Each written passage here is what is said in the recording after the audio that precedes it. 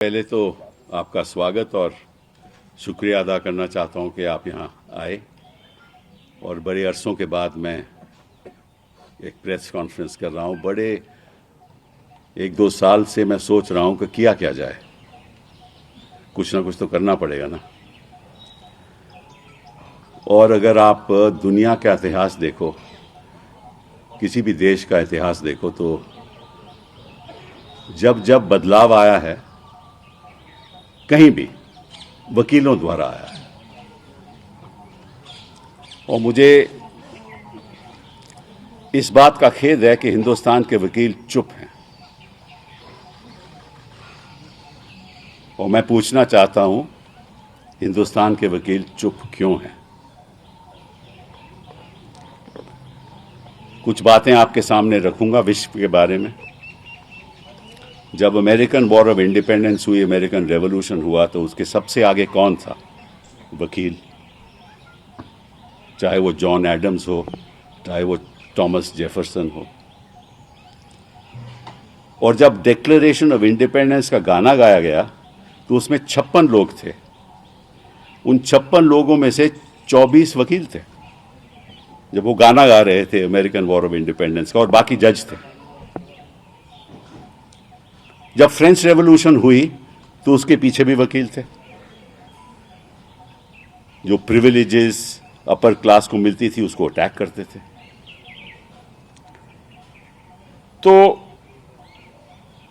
हमें लगता है कि हिंदुस्तान के वकीलों को एकजुट होकर एक नए संघर्ष के साथ अपनी आवाज़ उठानी चाहिए। और मैं चाहूँगा, क्योंकि मैं अब 50 साल हो गए मुझे वकालत में, तो मैं हिंदुस्तान के वकीलों से अपील करता हूँ कि मेरे साथ जुड़ें और एक अभियान मेरे साथ चलाएं। और अभियान क्या है वो मैं आज आपके सामने रखना चाहता हूँ, इसीलिए मैंने आपको आज बुलाया है। कि हिंदुस्तान में हर गली में, हर कूचे में, हर कस्बे में, हर लोकेलिटी में बेइंसाफ़ी का दौर चल रहा है। नागरिकों के साथ बेइंसाफ़ी, संस्थाओं के साथ बेइंसाफ़ी, पॉलिटिकल ऑपोजिशन के साथ बेइंसाफ़ी, पत्रकारों के साथ बेइंसाफ़ी, टीचर्स के साथ बेइंसाफ़ी, बिजनेस के साथ भी, छोटे छोटे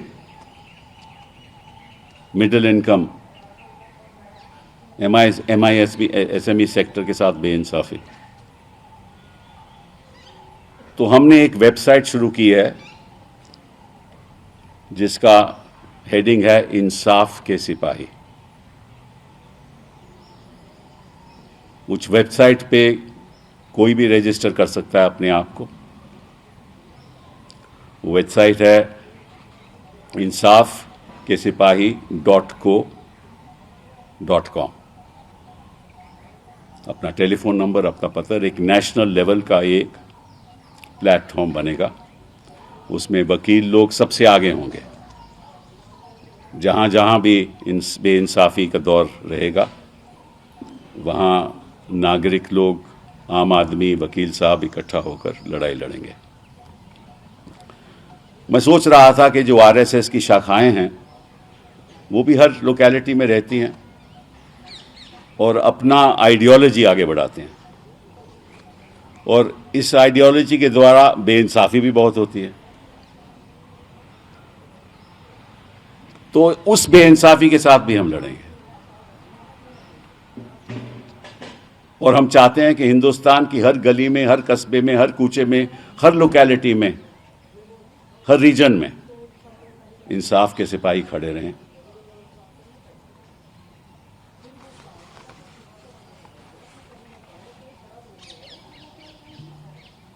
जब ये हमारा संविधान बना था तो आपको मालूम है कि in the constitution, in the preamble, it is written that the people of India have solemnly affirmed to constitute India into a sovereign, socialist, secular, democratic Republic. अब सॉवरेनिटी तो हम हिंदुस्तान के साथ हैं, हमेशा रहेंगे। सोशलिस्ट, मुझे नहीं लगता कि उस रास्ते पे हम जा रहे हैं।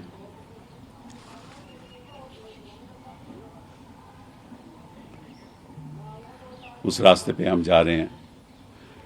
डेमोक्रेसी आपको मालूम है कि कितनी रह गई है इस देश में, और रिपब्लिक के ऊपर भी सवाल उठने लगे हैं। और आपको, you also should know that the constitution of India also said another thing, that we will secure for the people of India and all its citizens justice, social, economic and political।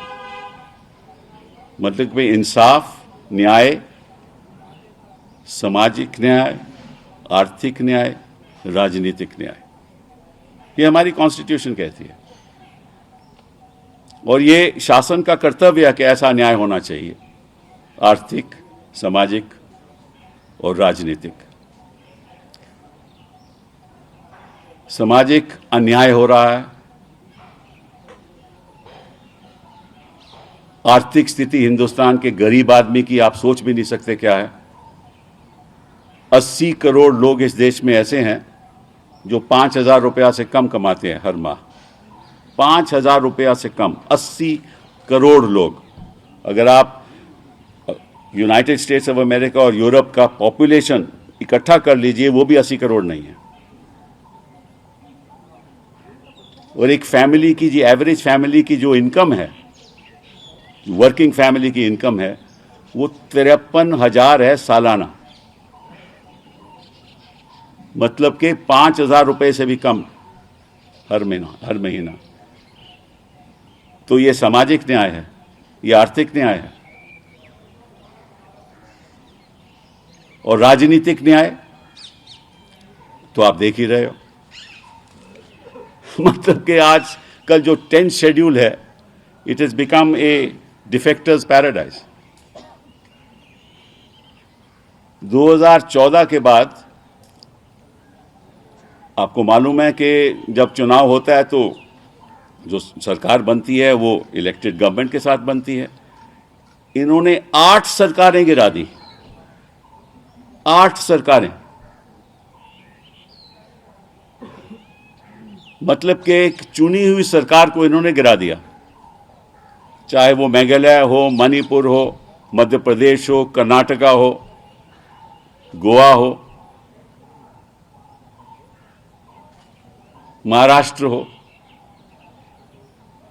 मतलब कि विश्व में आप बताइए कौन सा ऐसा democratic देश है जहां कानून का उल्लंघन करके, लोगों को खरीद के, लोगों को मोह दे के, लोगों को अपनी स्टेट में ले जाके, चाहे वो गुजरात हो, चाहे वो असम हो, चाहे वो कर्नाटका हो। उत्तराखंड की सरकार इन्होंने कैसे गिराई आपको मालूम है, वो भी चुनी हुई सरकार थी। तो किसी संविधान में कहीं भी विश्व में आपने कभी देखा? और कोर्ट चुप है, जनता चुप है, वकील चुप हैं।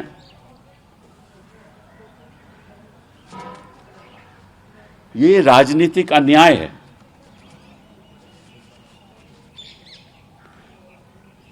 और जहां तक आर्थिक अन्याय की बात है, 100 लोग इस देश में, 100 अमीर लोग इस देश में, मालूम उनके पास कितने एसेट्स हैं? 54 लाख करोड़। 54 लाख करोड़, केवल 100 लोग इस देश में।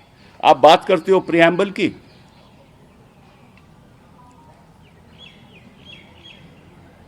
Economic justice, social justice. मतलब कि अगर हमारा जो एनुअल बजट भी है, इन 54 लाख करोड़ से आपके 18 महीने विदाउट द एनुअल बजट चल सकता है देश। किस रास्ते पे ले जा रहे हैं हम देश को? और इस दौरान 2014 के बाद दौरान जो 2018 में 190 मिलियन लोग गरीबी रेखा गरीब थे और वो 2022 में 350 मिलियन हो गए, मतलब कि गरीबी और बढ़ गई।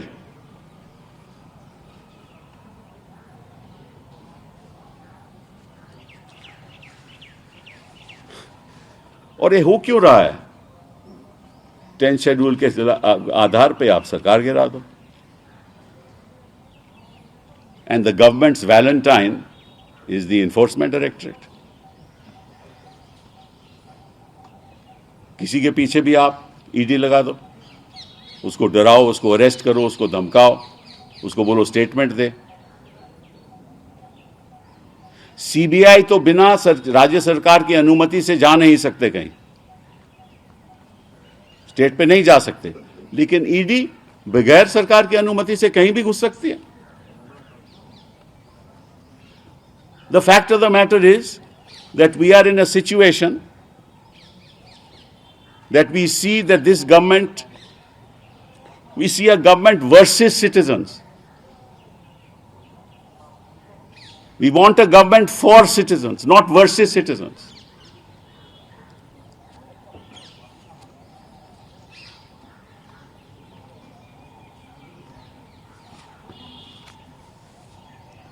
मतलब कि आपको एक आंकड़ा देता हूं, आप हैरान रहोगे कि 121 लोगों के खिलाफ ईडी को, इंपॉर्टेंट पॉलिटिशियंस जो हैं हिंदुस्तान में, 121 लोगों के खिलाफ ईडी गई, उसमें से 115 बिलोंग टू द ऑपोजिशन।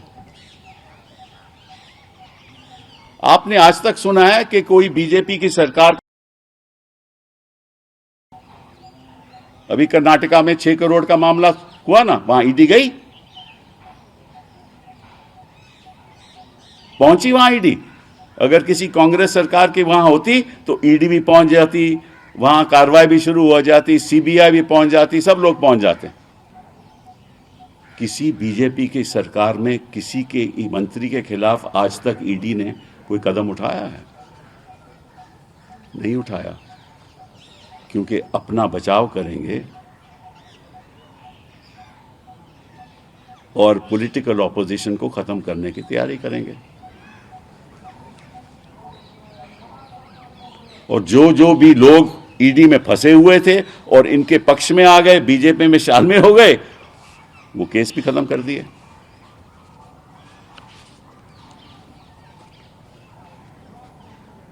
फिर प्रियम्बल कहता है कि we will secure for all our citizens justice, social, economic and political liberty of thought, expression, belief, faith, worship.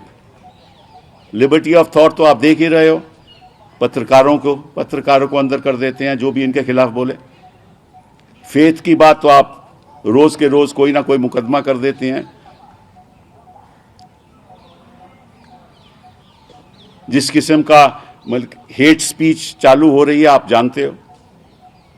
Then equality of status of opportunity, मतलब कि जितने क्राइम्स दलितों के खिलाफ बढ़ रहे हैं, जितनी गति से बढ़ रहे हैं, पहले तो कभी इतिहास में हुआ नहीं। And fraternity assuring the dignity of the individual, ये बहुत एक अहम बात मैं आपसे बोलने जा रहा हूं। Assuring the dignity of the individual, मतलब कि एक नागरिक की डिग्निटी को अश्योर करना है, उसके धर्म के आधार पे नहीं, उसके विचारों के आधार पे नहीं। प्रियम्बल ऑफ द कॉन्स्टिट्यूशन कहता है कि सबसे पहले आप हिंदुस्तान के नागरिक हो, उसके बाद आपका धर्म क्या है, आपकी जाति क्या है, आपके विचार क्या हैं, आपकी सोच क्या है। हमारा संविधान कहता है, यहां शुरुआत होती है कि आपका धर्म क्या है, आप किस जाति के हो। ये भूल गए कि वो नागरिक हैं। नागरिकों की सुरक्षा करना संविधान कहता है कि शासन का कर्तव्य है, लेकिन उसी नागरिक के खिलाफ ये मुहिम चलाते हैं। किस आधार पे? तू किस धर्म का है, तू किस जाति का है। और जिस तरह से हिंसा का दौर इस देश में बढ़ रहा है, मैं समझता हूं कि जब तक हमारे इंसाफ के सिपाही, जब तक हमारे आम आदमी, जब तक the people of this country will not rise up to fight this injustice, I think we are in for very difficult times. It is with great deliberation, बड़ी सोच के साथ मैंने ये फैसला लिया है कि अब वक्त आ गया है कि जनता को जागरूक करने का कि आप हमारे इंसाफ के सिपाही बनिए, और जहाँ जहाँ भी बेइंसाफ़ी हो रही है, चाहे राज्य सरकारों के साथ हो रही हो, चाहे किसी नागरिक के साथ हो रही हो, आप उसकी लड़ाई लड़िए। मैं चाहूँगा कि इस देश में जो भी विपक्ष के चीफ मिनिस्टर हैं वो मेरा साथ दें।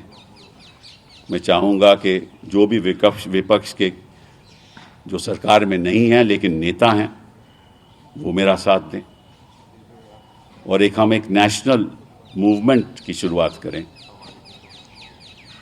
जिसके आधार पर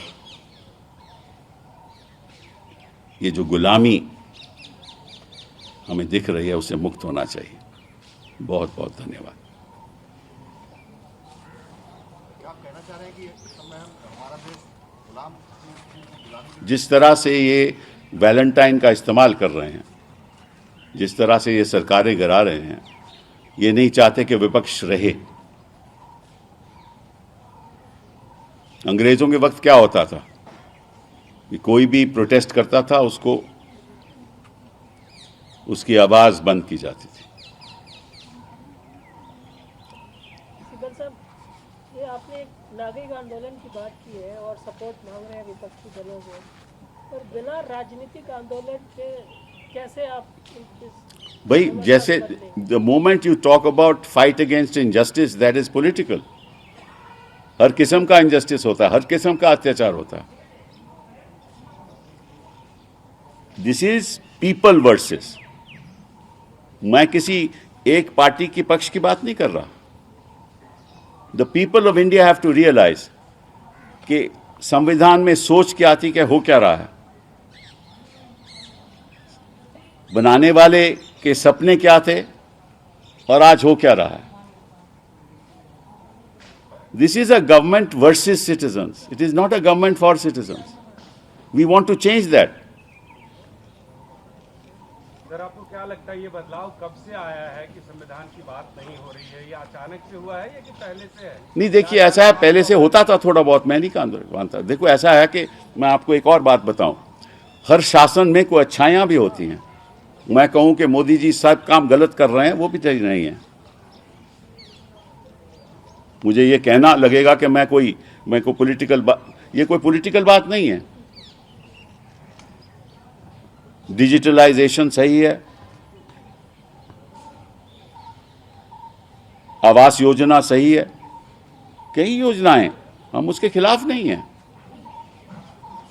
लेकिन जहां लोगों की आवाज को बंद किया जा रहा है, जहां बेइंसाफी हो रही है, जिस तरह से बेइंसाफी हो रही है, हम उसके खिलाफ हैं। शासन में सब चीजें बुरी नहीं होती, किसी भी शासन में। तो आपने जो सवाल पूछा, आपने सही पूछा। पहले भी कुछ ना कुछ जरूर होता था, बल्कि उसकी हद हो चुकी है। सर, आपने विपक्षी मुख्यमंत्रियों से, नेताओं से समर्थन मांगा है और एक जन आंदोलन का ऐलान आपने किया है, तो आगे रोड मैप आपका क्या रहेगा? आप कैसे आगे बढ़ने वाले हैं? अभी हम 11 तारीख को जंतर मंतर में एक बड़ा जलसा करेंगे, वहां सभी को बुलाएंगे और कहेंगे कि आप इस मूवमेंट के साथ जुड़िए। और मैं चाहूँगा कि वक्त आने पे राज्य सरकारों के अगर मुझे वो बुलाएंगे तो मैं वहाँ भी जाऊँ।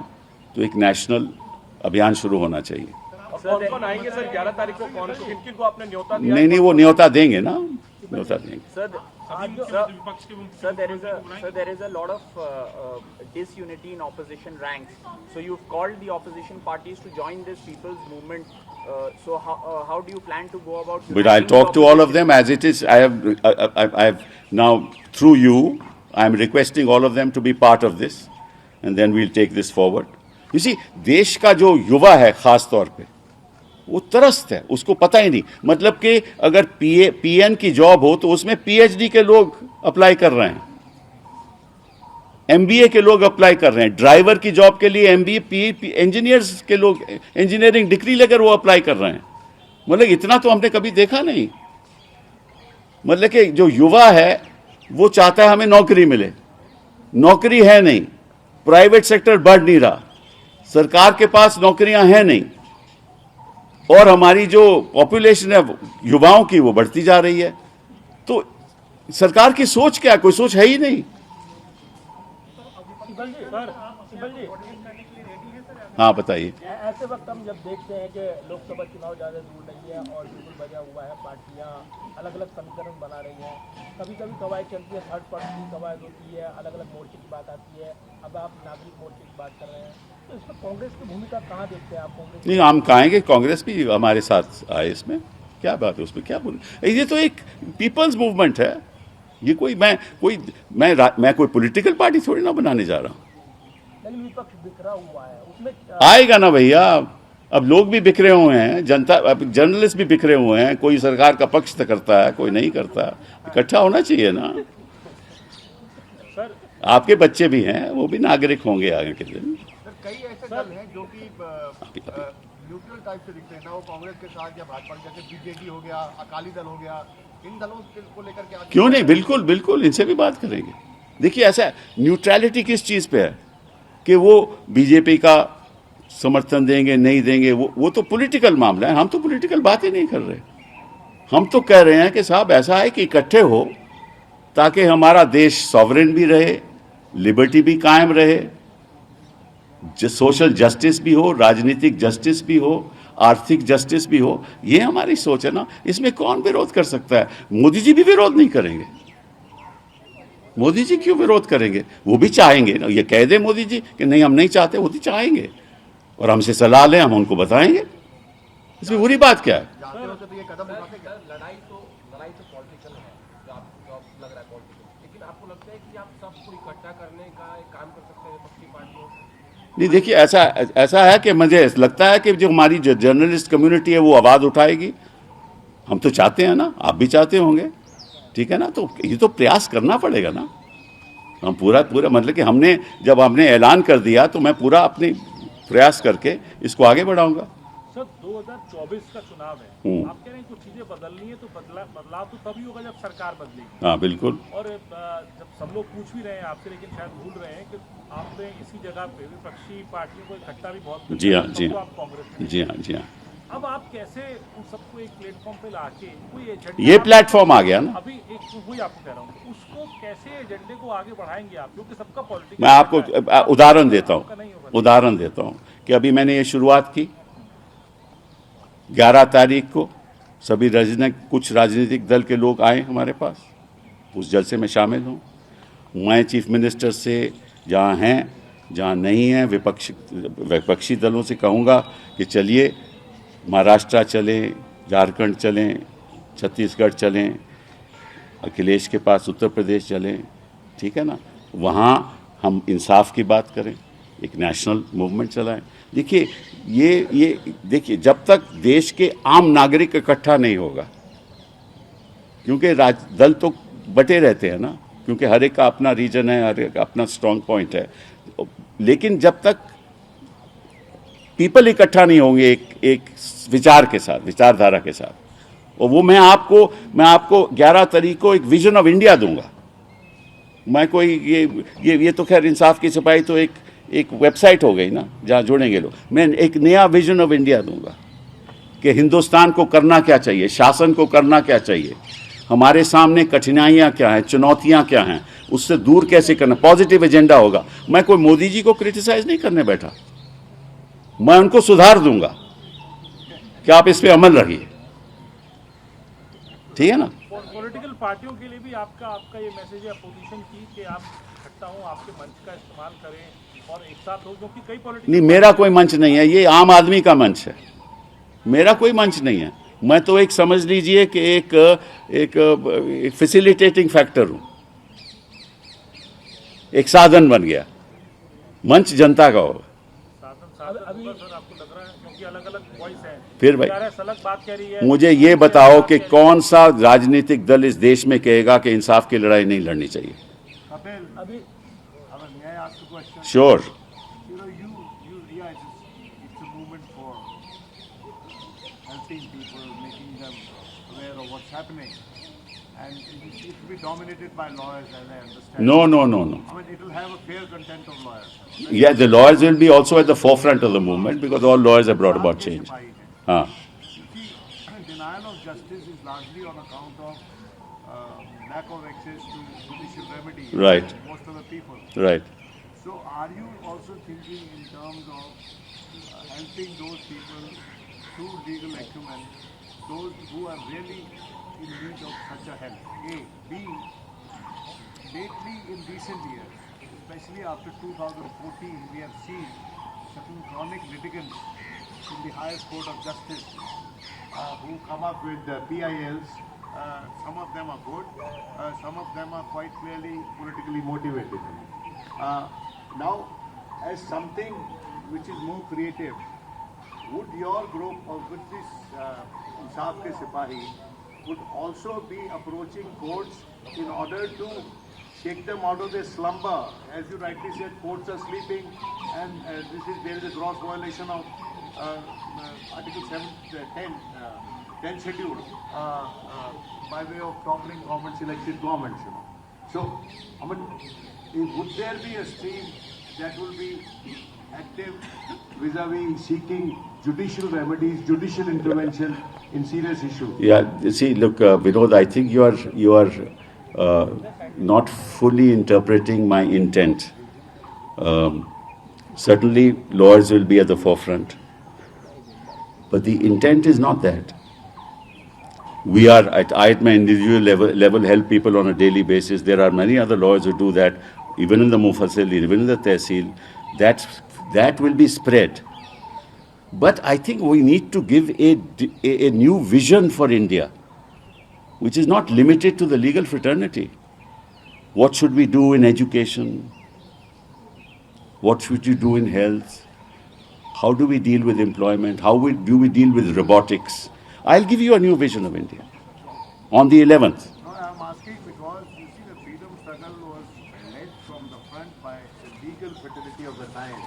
Most of our top leaders of the freedom struggle were trained lawyers, you know. That's what I said. Gave them special Yeah, but they were fighting a foreign power, Malad. There's a difference. That fight is different qualitatively. I mean, you had C.R. Das, you had Rajagopalachari, you had that Motilal Nehru, you had Madan Mohan Malviya. They were all great lawyers. Sardar Patel, they were all great lawyers. Now, why are lawyers silent? That is my main concern. And if lawyers come to the forefront, they have a presence in every Mufassil, every Tehsil, in everywhere in the country. If they come together, we have a fight on our hands. विमल साहब, इस बारे में क्या आपकी किसी बड़े विपक्षी नेताओं से बात हुई है, चर्चा की है? मैंने बोला ना, मैंने आप आग्रह किया है ना आपके द्वारा कि राजनीतिक दल इससे जुड़े. और शीतल साहब, हमने देखा है राहुल गांधी कैम्ब्रिज गए थे और कैम्ब्रिज में उन्होंने कई बातें. अरे यार, ये तो let's talk about the press conference today. You can ask me any questions, but let's not individualize. मैंने अभी तक किसी individual का नाम नहीं लिया, ना मैं चाहता हूँ. This is not individual centric. We are talking about serious issues that are facing the nation. अभी उन्होंने भारत जोड़ो यात्रा निकाली. अच्छी बात है. I have already made a public statement on that. कौन नहीं चाहता कि भारत ना जुड़े? चाहते हो ना, आप भी चाहते हो, मैं भी चाहता हूँ. एबीपी माझा, उघडा डोळे बघा नीट.